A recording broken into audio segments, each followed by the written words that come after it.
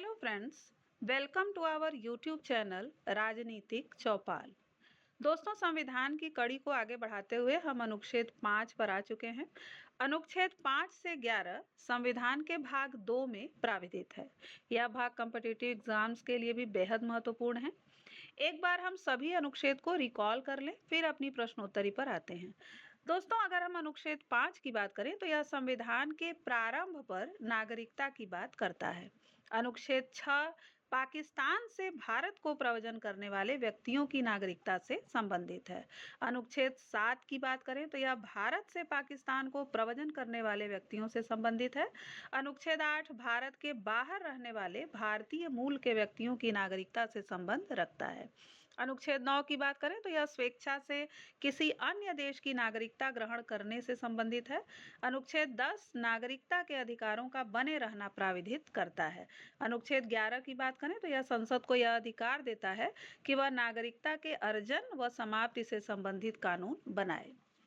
दोस्तों, अब अपना प्रश्न उत्तर शुरू करते हैं जो संविधान के भाग 2 से संबंधित है। हमारा पहला प्रश्न है, नागरिकता संबंधी प्रावधान संविधान के किस भाग में दिया गया है? भाग 1, भाग 2, भाग 3 या भाग 4? तो आपको सभी को पता है कि यह हमारे भाग 2 में दिया गया है। हमारा अगला प्रश्न है, नागरिकता संबंधी प्रावधान किस अनुच्छेद में दिए गए हैं? अनुच्छेद 1 से 4, अनुच्छेद 5 से 11, अनुच्छेद 12 से 35 या अनुच्छेद 36 से 51? तो इसका सही जवाब है अनुच्छेद 5 से 11। हमारे जो नागरिकता संबंधी प्रावधान है वो अनुच्छेद 5 से 11 में हमें मिलते हैं। हमारा अगला प्रश्न, नागरिकता संबंधी किस अनुच्छेद में भारत से पाकिस्तान प्रव्रजन करने वाले व्यक्तियों की नागरिकता से संबंधित प्रावधान दिए गए हैं? अनुच्छेद 5, अनुच्छेद 6, अनुच्छेद 7 या अनुच्छेद 8? तो यह हमारा दिया गया है अनुच्छेद 7 में, जिसमें भारत से पाकिस्तान प्रव्रजन करने वाले व्यक्तियों की नागरिकता से संबंधित प्रावधान दिया गया है। अगला प्रश्न, किस देश में दोहरी नागरिकता का सिद्धांत स्वीकार किया गया है? भारत, कनाडा, ऑस्ट्रेलिया या अमेरिका? तो दोस्तों, इसका सही जवाब है अमेरिका। दोस्तों, अमेरिका के साथ साथ अगर हम बात करें तो स्विट्जरलैंड, यह जो हमारा देश है, इसमें भी दोहरी नागरिकता पाई जाती है। तो अगर हम बात करें कि किस देश में, तो अमेरिका के साथ साथ स्विट्जरलैंड भी हमारा एक ऐसा देश है जहां पर दोहरी नागरिकता का सिद्धांत स्वीकार किया गया है। अगला प्रश्न, भारत में एकल नागरिकता का सिद्धांत किस देश से लिया गया है? दोस्तों, हम सभी को पता है कि हमारे भारत में एकल नागरिकता है और यह हमने लिया है इंग्लैंड से। इंग्लैंड में भी हमारी तरह एकल नागरिकता का सिद्धांत है। हमारा अगला प्रश्न है, नागरिक बनने की निम्नलिखित शर्तों में से एक आवश्यक शर्त क्या है? राज्य की सदस्यता, उच्च जाति की सदस्यता, उच्च परिवार की सदस्यता या किसी धर्म का समर्थन? तो इसका सही जवाब है राज्य की सदस्यता। अगर हम भारत राज्य के सदस्य हैं तो नागरिक बनने का हमें अधिकार है। दोस्तों, मैंने भारत राज्य कहा क्योंकि हमारे राजनीति विज्ञान में राज्य का मतलब देश से होता है। हमारा अगला प्रश्न है, निम्न में नागरिकता के लोप का नियम क्या है? परिवार से बिछड़ जाने पर, देशद्रोह का अपराध सिद्ध होने पर, भ्रमण के लिए विदेश जाने पर या शिक्षा के लिए विदेश जाने पर? तो यहाँ पर देशद्रोह का अपराध सिद्ध होने पर नागरिकता का त्याग हो जाता है। अगला प्रश्न है हमारा, एक व्यक्ति नागरिकता के अधिकार को कैसे खो सकता है? एक व्यक्ति किसी दूसरे देश में 2 महीने के लिए चला जाता है, एक व्यक्ति दूसरे राज्य की नागरिकता ले लेता है, एक व्यक्ति राज्य के लिए कर्तव्यों का प्रदर्शन नहीं करता है या एक व्यक्ति बहुराष्ट्रीय कंपनी में काम करता है?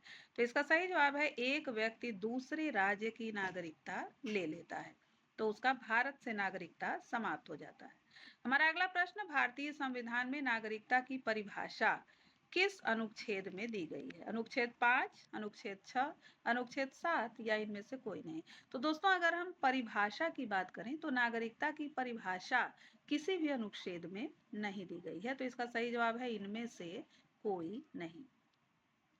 हमारा अगला प्रश्न है, किस अनुच्छेद के तहत संसद को भविष्य में नागरिकता के संबंध में कानून बनाने का अधिकार प्रदान किया गया है? तो दोस्तों अनुच्छेद 5, अनुच्छेद 9, अनुच्छेद 10 या अनुच्छेद 11। तो हमने जब रिकॉल किया था तो हमने बताया था कि अनुच्छेद 11 जो है वो संसद को यह अधिकार देता है कि वो भविष्य में नागरिकता के संबंध में कानून बना सकता है। हमारा अगला प्रश्न है, भारतीय संविधान के अनुसार नागरिकता के अधिकारों का बना रहना किस अनुच्छेद में दिया गया है? तो इसका सही जवाब है हमारा अनुच्छेद 10। अनुच्छेद 10 में कहा गया है कि नागरिकता के अधिकारों का बना रहना सुनिश्चित किया गया है। हमारा अगला प्रश्न है, नागरिकता प्राप्त करने के लिए शर्तें निर्धारित करने वाला सक्षम निकाय कौन सा है? राष्ट्रपति, चुनाव आयोग, संसद या संसद और विधानसभाएं?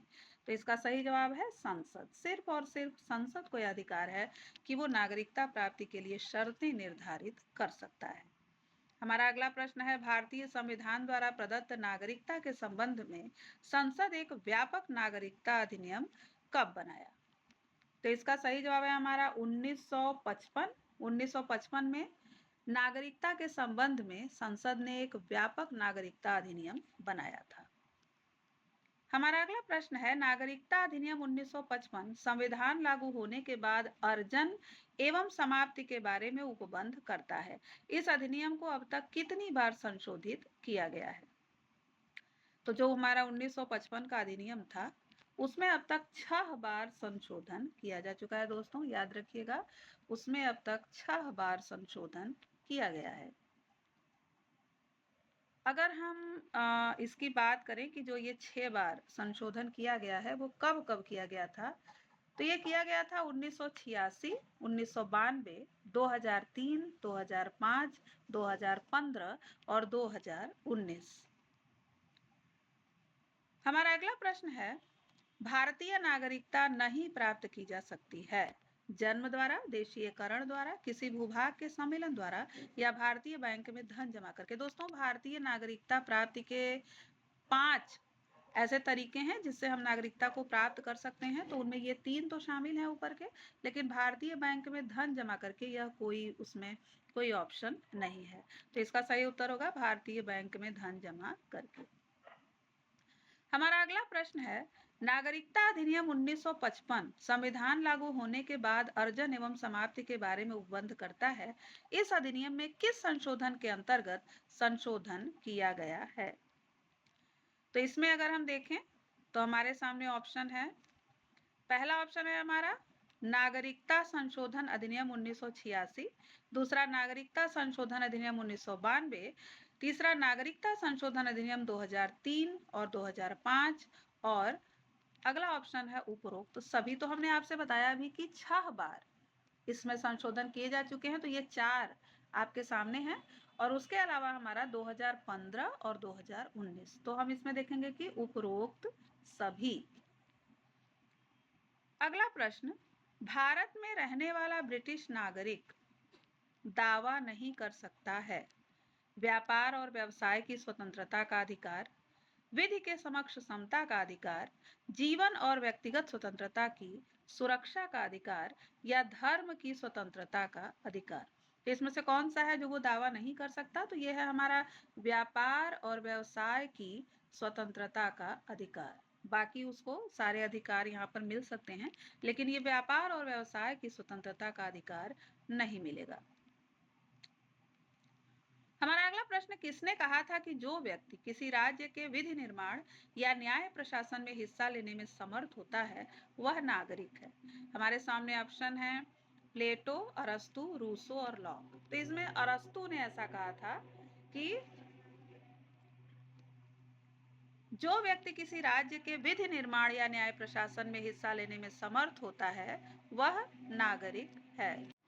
हमारा अगला प्रश्न है, किस दृष्टिकोण के अनुसार राज्य में नागरिकों की स्थिति सार्वजनिक वस्तुओं के विवेकशील उपभोक्ता की रहती है? हमारे सामने ऑप्शन है मार्क्सवाद, बहुलवाद, समुदायवाद या स्वेच्छातंत्रवाद। तो इसका सही ऑप्शन है स्वेच्छातंत्रवाद। हमारा अगला प्रश्न है, किमलिका का नागरिक सिद्धांत किस पर आधारित है? एक समान नागरिकता का दर्शन, मतदान में अल्पसंख्यकों के लिए धारिता, सांस्कृतिक रूप से विभेदीकृत अधिकार या एक व्यक्ति एक वोट। तो इसका सही ऑप्शन है सांस्कृतिक रूप से विभेदीकृत अधिकार। अगला प्रश्न, नागरिकता के सिद्धांत से संबंधित विद्वान हैं? Will Kymlicka, T H. Marshall, B S. Turner या उपरोक्त सभी?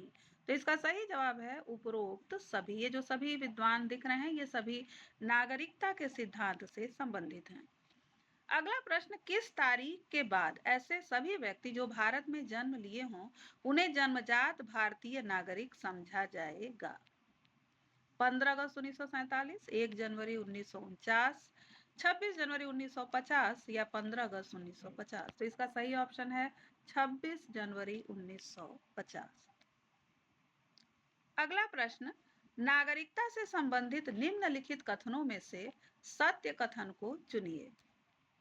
नागरिकता संघ का विषय है, भारत में दोहरी नागरिकता का प्रावधान है, राज्य सरकार भी नागरिकता प्रदान कर सकती है, नागरिकता संबंधी नियम बनाने और उन्हें लागू करने का अधिकार संसद को प्राप्त है। हमारे ऑप्शन है 1 और 2, 1 और 4, 1, 2 और 3 या उपरोक्त सभी? तो दोस्तों इसका जो सही ऑप्शन है, ये सिर्फ 2 इसमें ऑप्शन सही है। पहला है नागरिकता संघ का विषय है और दूसरा ये कि नागरिकता संबंधी नियम बनाने और उन्हें लागू करने का अधिकार संसद को प्राप्त है। तो हमारा जो 1 और 4 है यानी बी, 1 और 4 ये हमारा सही ऑप्शन है। हमारा अगला प्रश्न है, किस अनुच्छेद में पाकिस्तान से भारत को प्रव्रजन करने वाले व्यक्तियों से संबंधित प्रावधान है? तो ये दोस्तों हमारा अनुच्छेद 6 है जिसमें कहा गया है पाकिस्तान से जो भारत को प्रव्रजन कर रहा है, लेकिन हमारा जो अनुच्छेद 7 था वो भारत से पाकिस्तान को प्रव्रजन करने से संबंधित है। तो इसमें कंफ्यूज होने की बात नहीं है। हमारा अनुच्छेद 6 जो है वो पाकिस्तान से जो व्यक्ति भारत में आए उनसे संबंधित है और अनुच्छेद 7 जो भारत से पाकिस्तान की ओर गए उनसे संबंधित है। हमारा अगला प्रश्न, भाग 2 का कौन सा अनुच्छेद स्वेच्छा से किसी अन्य देश की नागरिकता ग्रहण करने से संबंधित प्रावधान करता है? अनुच्छेद 8, अनुच्छेद 9, अनुच्छेद 10 या अनुच्छेद 11? तो दोस्तों अनुच्छेद 9 जो हमारा है वो स्वेच्छा से किसी अन्य देश की नागरिकता ग्रहण करने से संबंधित व्यक्तियों के संबंध में प्रावधान देता है। हमारा अगला प्रश्न है, भारतीय संविधान में नागरिकता के प्रावधान कब लागू हुए? तो इसका सही जवाब है 1949। दोस्तों जो नागरिकता के प्रावधान थे वो 1949 में लागू हो चुके थे। हमारा अगला प्रश्न, भाग 2 का कौन सा अनुच्छेद भारत के बाहर रहने वाले भारतीय मूल के व्यक्तियों की नागरिकता से संबंधित है? तो यह हमारा अनुच्छेद 8, ये भारत के बाहर रहने वाले भारतीय मूल के व्यक्तियों की नागरिकता से संबंध रखता है। अगला प्रश्न, नागरिकता अधिनियम 1955 के अनुसार भारतीय नागरिकता कितने प्रकार से प्राप्त की जा सकती है? तो दोस्तों हमने पहले भी बताया कि 5 प्रकार से नागरिकता प्राप्त की जाती है। अगर हम ये प्रकार की बात करें तो यह है जन्म से, वंश के आधार पर, पंजीकरण द्वारा, देशीयकरण के आधार पर और पांचवा है हमारा राज्य क्षेत्र में सम्मिलन के आधार पर। तो ये हमारे 5 प्रकार हैं जिनसे हम नागरिकता प्राप्त कर सकते हैं। हमारा अगला प्रश्न है, पंजीकरण द्वारा भारत की नागरिकता प्राप्त करने के लिए आवेदन से पूर्व भारत में कितने वर्ष तक रहना अनिवार्य है?